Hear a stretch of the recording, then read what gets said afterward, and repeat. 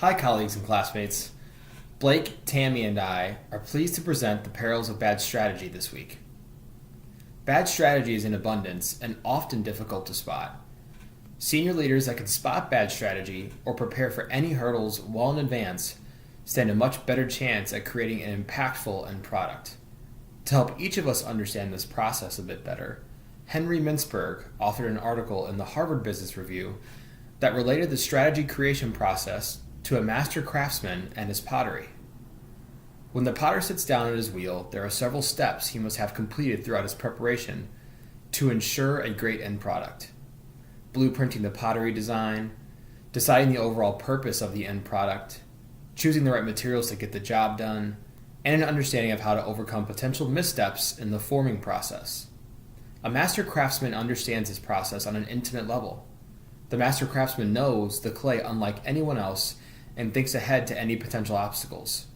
Producing quality work time over time relies on this attention to detail. And so too must a senior leader approach strategy creation with the same detail orientation. Common underpinnings of bad strategy include failure to face any problems, mistaking goals for strategy, bad strategic objectives, and the concept of fluff. In 2011, Richard Rummelt of McKinsey & Company, a world-renowned strategy consulting organization, noted that strategy is a way through difficulty, an approach to overcoming an obstacle or a response to a challenge. If you fail to identify potential obstacles, you don't have a bad strategy, you have a wish list of things you'd like to accomplish, at best. In the master craftsman's world, many obstacles can present themselves through this process. And if the craftsman does not have a plan to address them, then the end product is at risk.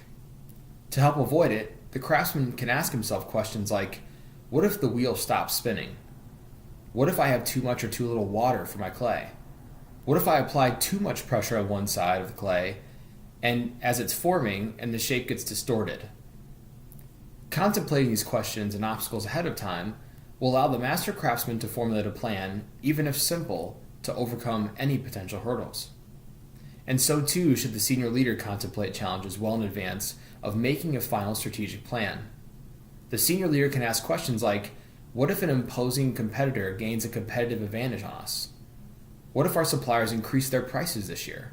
How do we maintain competitive advantage if we don't hit our sales number? So on and so forth.